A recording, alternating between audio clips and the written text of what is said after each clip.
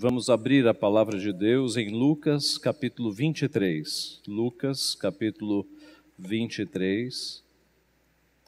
Leremos dos versos 39 a 43. Um dos malfeitores crucificados blasfemava contra ele, dizendo: Não és tu o Cristo? Salva-te a ti mesmo e a nós também. Respondendo-lhe, porém, o outro repreendeu-o, dizendo: Nem ao menos temes a Deus, estando sob igual sentença? Nós, na verdade, com justiça, porque recebemos o castigo que os nossos atos merecem, mas este nem o mal fez. E acrescentou: Jesus, lembra-te de mim quando vieres no teu reino. Jesus lhe respondeu: Em verdade te digo que hoje estarás comigo no paraíso. Vamos orar.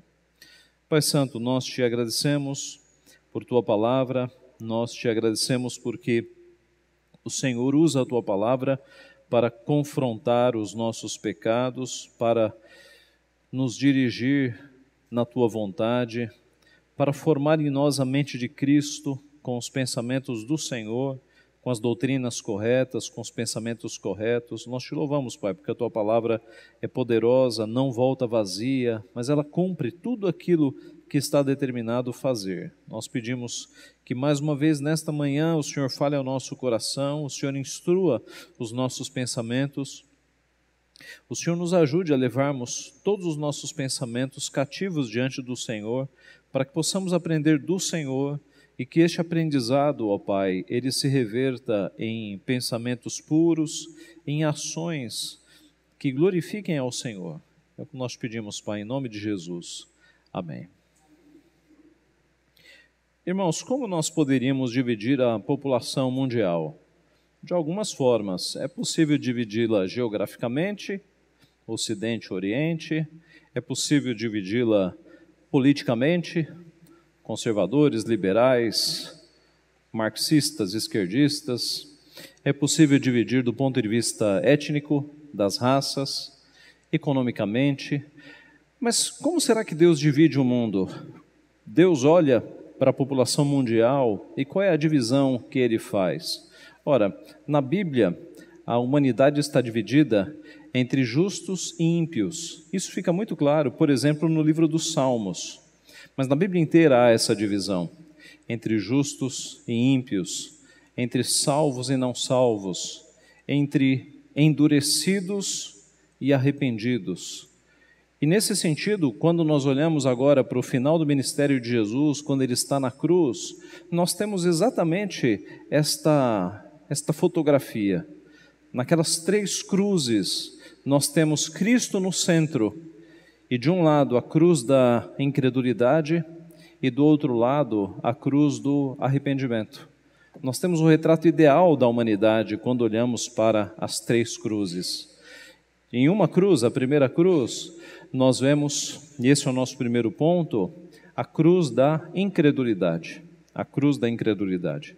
Diz o nosso texto que um dos malfeitores crucificados blasfemava contra ele, dizendo: Não és tu o Cristo? Salva-te a ti mesmo e a nós também.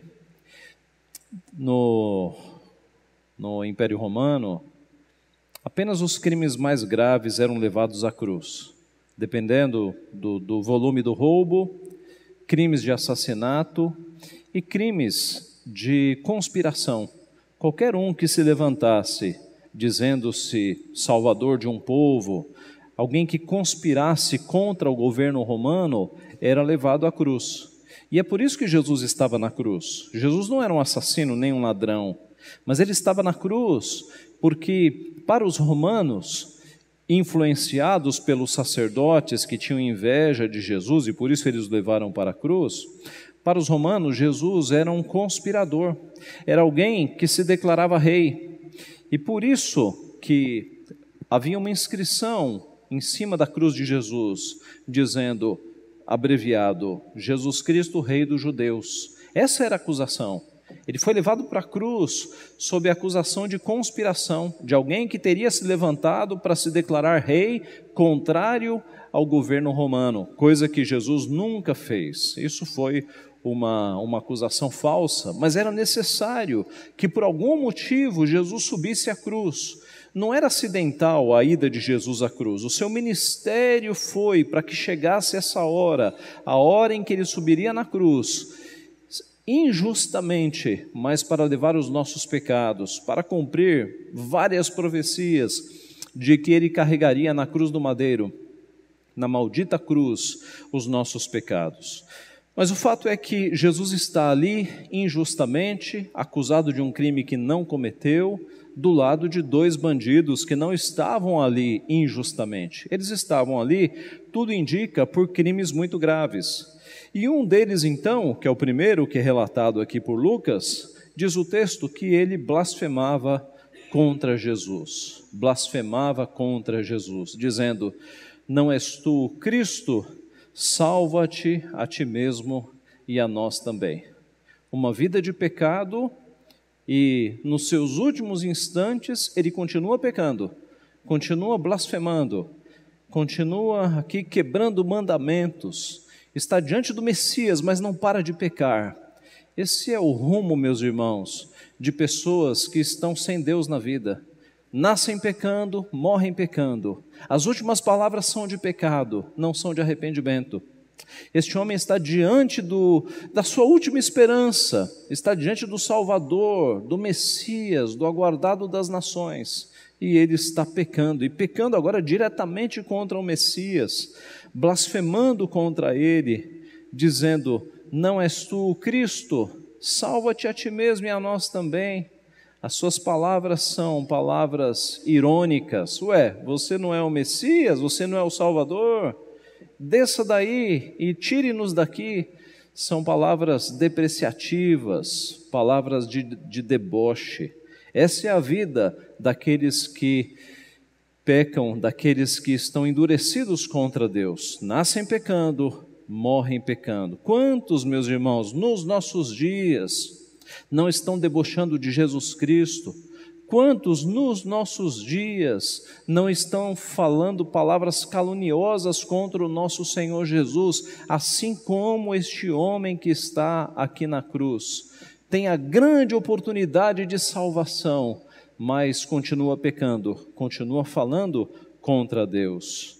Palavras de incredulidade. Não és tu o Cristo? Salva-te a ti mesmo e a nós também. Incredulidade é o pecado que resume essa cruz, é a cruz da incredulidade. O homem está diante do Salvador, mas continua incrédulo, continua endurecido. Meus irmãos, nosso Deus diz, Hebreus 11:6, que sem fé é impossível agradar a Deus. Sem fé é impossível agradar a Deus. A Bíblia diz em Isaías 55:6, buscai o Senhor enquanto se pode achar, invocai-o enquanto está perto. Jesus disse a Tomé: põe aqui o dedo, vê as minhas mãos, chega também a mão e põe-na no meu lado. Não sejas incrédulo, mas crente.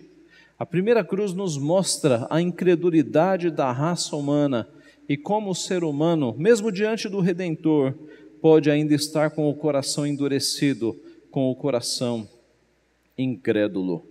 A primeira cruz nos mostra que boa parte da humanidade, hoje, nos nossos dias, continua incrédula, continua com o coração endurecido e caminhando para a perdição. A segunda cruz é a cruz do arrependimento. Do outro lado, um outro bandido, crimes graves, mas é a cruz do arrependimento. Diz o verso 40, respondendo-lhe, porém, o outro, repreendeu-o, dizendo: nem ao menos temes a Deus, estando sob igual sentença? Então aqui vai começar um diálogo do outro bandido, repreendendo o primeiro. E qual é a repreensão? Nem ao menos temes a Deus, estando sob igual sentença? Veja que o outro é um bandido também de crime grave, está ali morrendo na cruz, mas algo começou a acontecer naquele outro coração, porque ele confrontou o pecado do primeiro. O primeiro estava blasfemando, e agora o segundo, sem ser discípulo de Cristo ainda, está repreendendo o primeiro. Algo começou a acontecer naquele coração. Nem ao menos temes a Deus. Veja, ele o primeiro estava blasfemando contra Cristo e o segundo está chamando a Cristo de quê? De Deus. Nem ao menos temes a Deus, estando sob igual sentença? Então, primeiro, ele já está reconhecendo que aquele homem que está ali na cruz, no meio deles, não é um homem qualquer, não é um criminoso da mesma linha deles, mas é Deus. Nem ao menos temes a Deus, estando sob igual sentença. Nós começamos a ver aqui sinais de arrependimento e de conversão no coração desse segundo bandido. E ele continua: nós, na verdade, com justiça, porque recebemos o castigo que os nossos atos merecem, mas este nenhum mal fez. Meus irmãos, coisa difícil é alguém reconhecer o seu pecado. Alguém já disse que se você entrar numa penitenciária, numa cadeia, a maioria das pessoas ali vão dizer que são inocentes, que a culpa é dos outros. E mesmo fora daquele ambiente, aqui entre nós, a maioria de nós tem a tendência de jogar a culpa no próximo, jogar a culpa no outro. Não, pastor, eu sou assim porque os meus pais me criaram desta forma. Eu sou assim porque o meu marido me provoca. Não, eu sou assim porque Deus não me deu condições. A nossa tendência é jogar a culpa para os lados, é a nossa grande tendência. Quando nós somos pegos, nós sempre achamos um culpado. E isso, meus irmãos, vem desde o Éden. Quando Adão e Eva foram pegos, eles jogaram a culpa para os lados. Adão jogou a culpa em Eva e Eva jogou a culpa na serpente. Então, o nosso coração, ele dificilmente assume a culpa, mas eis que aqui este bandido, que possivelmente passou uma vida nos crimes, quando ele percebe que Deus está ao seu lado, ele diz: nós estamos aqui com justiça, eu reconheço o meu pecado. Nós, na verdade, com justiça, porque recebemos o castigo que os nossos atos merecem. Meus irmãos, este homem está arrependido, este homem está reconhecendo que ele está ali não como uma vítima, mas ele está ali porque ele pecou. Mas este nenhum mal fez. Ele vira-se para Jesus e ele diz: este nenhum mal fez. Veja a conversão deste bandido. Ele, primeiro, reconhece que é pecador.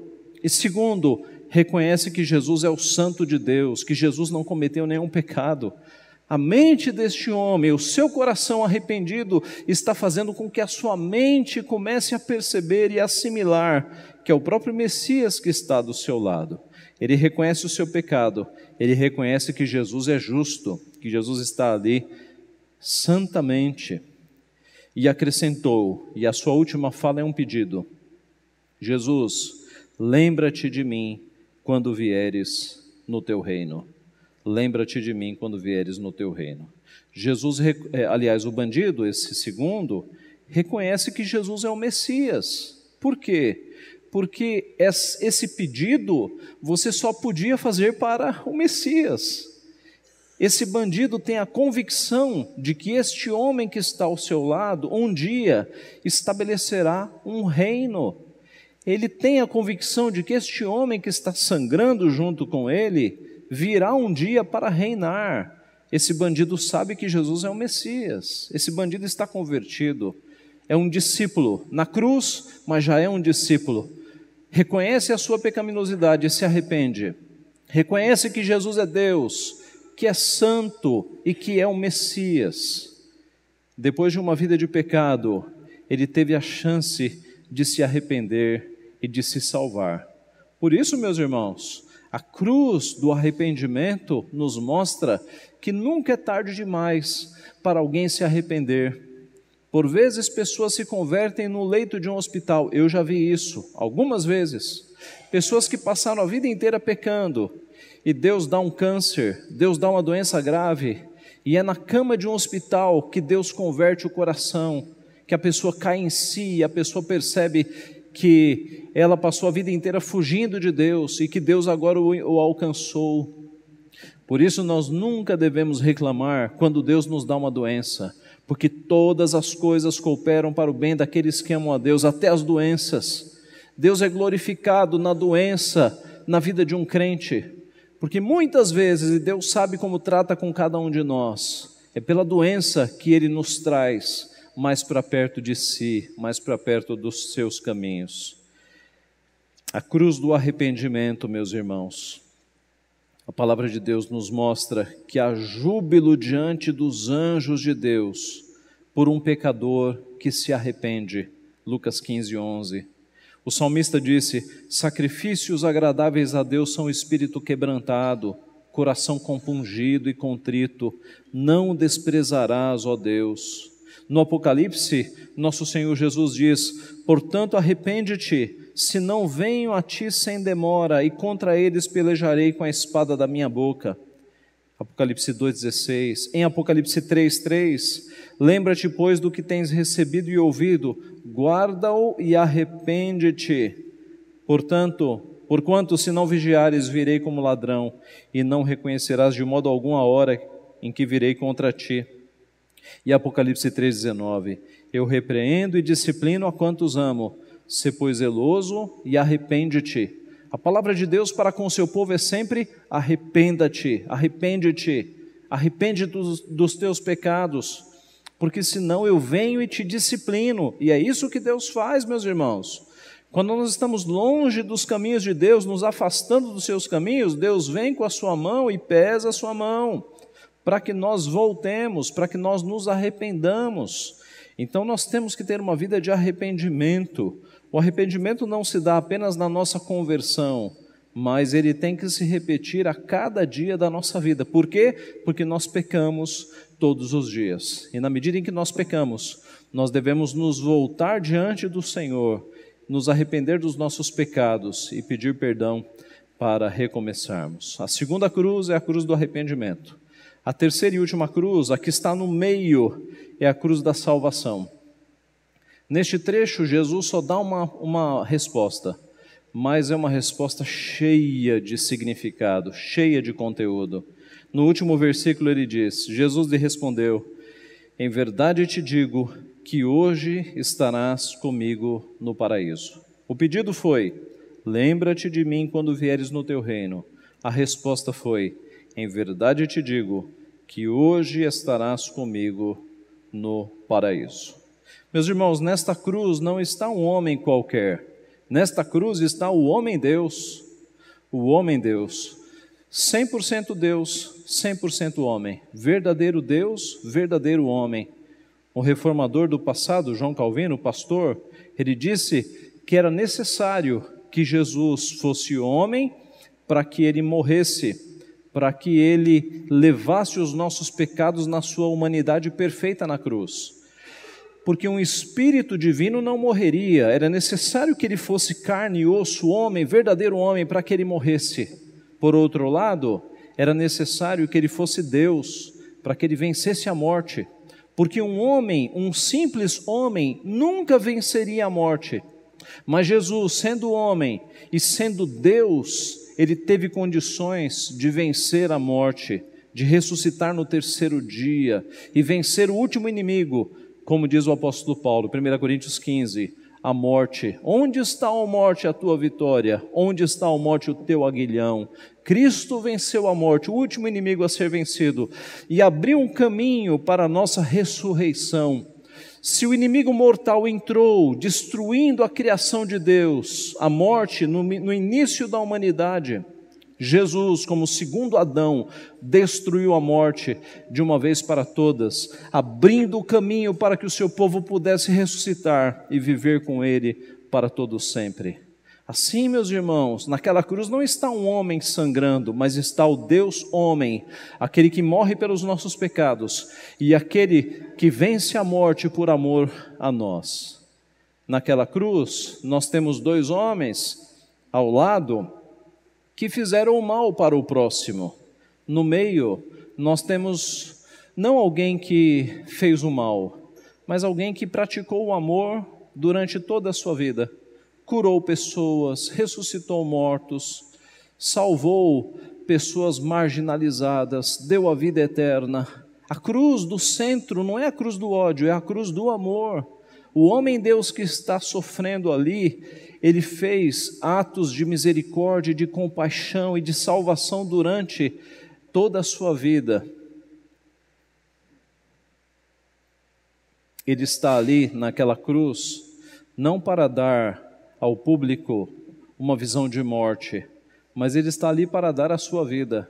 A cruz representa não morte, mas representa vida, vida àqueles que estão ali.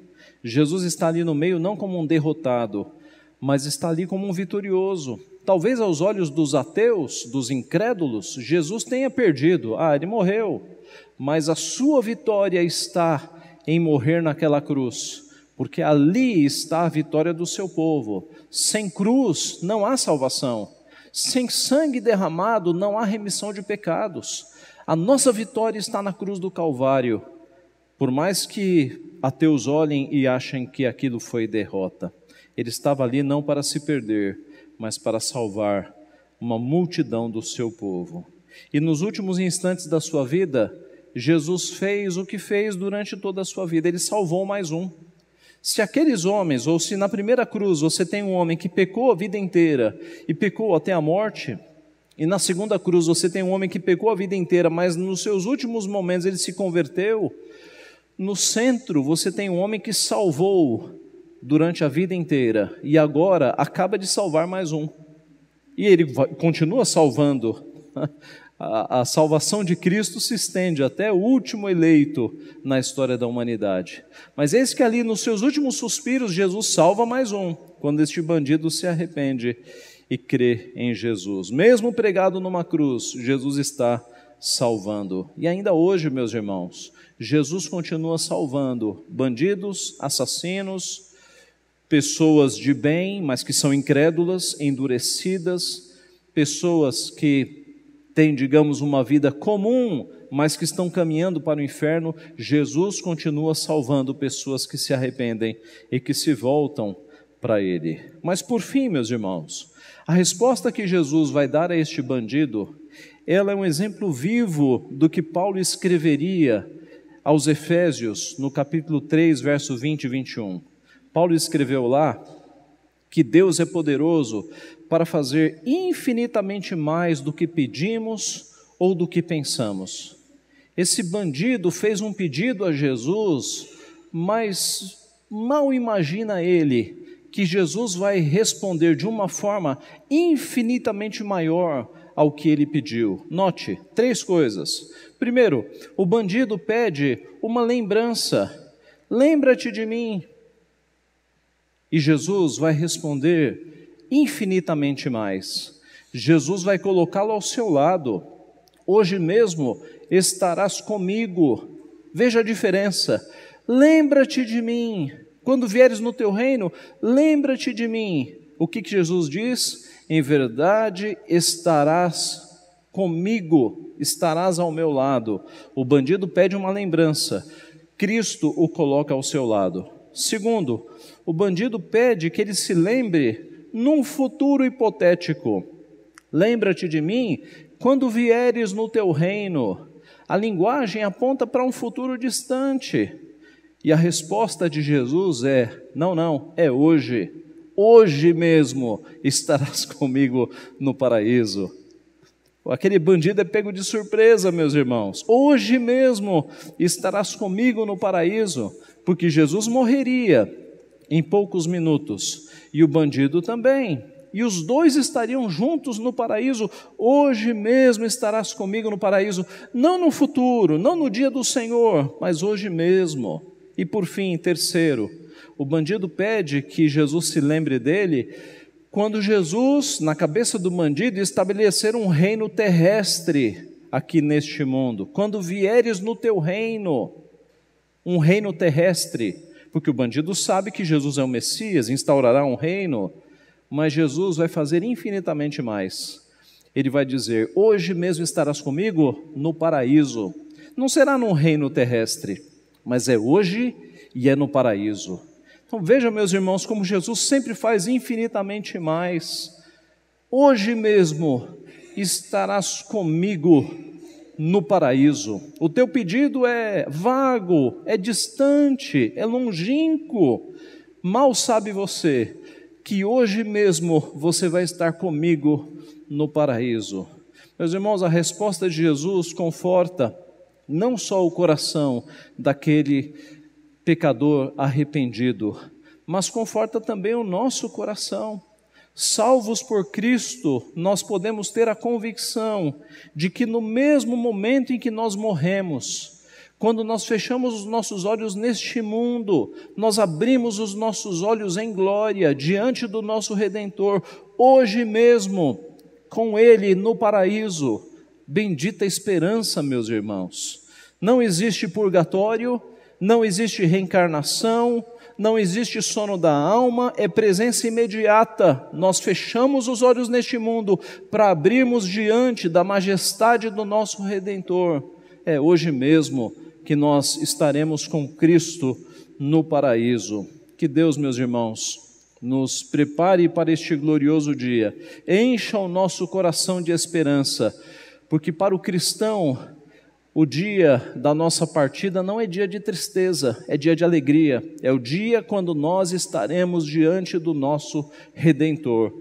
Acostumemo-nos com isso. A morte para nós, ela não deve gerar temor, mas deve gerar uma bendita esperança. Na semana passada, faleceu a esposa do professor do Davi. Eles são missionários aqui no Brasil. Ela faleceu com 51 anos, um câncer na cabeça. E eu achei, eles fizeram um convite para o velório, e meus irmãos, que coisa bonita. O convite tinha o rosto dela, sorridente no meio, num círculo, flores adornando o convite, e o convite dizia mais ou menos assim: a nossa querida irmã foi levada aos céus por Jesus Cristo. Venha celebrar a vida eterna desta irmã. Use roupas claras para celebrar a vida. Que coisa bonita, meus irmãos. E nós fomos no ofício fúnebre, e foi um ofício fúnebre, é claro, com lágrimas, com tristeza, mas a alegria de saber que aquela irmã havia sido promovida aos tabernáculos eternos, estava com Cristo, era evidente. Assim tem que ser, meus irmãos. Nós não devemos, nos nossos ofícios fúnebres, lamentar a morte, nós devemos celebrar a vida eterna, porque nós temos certeza de que no momento em que nós fechamos os nossos olhos aqui, nós estamos diante do nosso Redentor, e esta é a maior alegria da nossa vida, é a grande alegria que nos aguarda. Que Deus nos prepare para este glorioso encontro, que Deus nos abençoe então. Amém.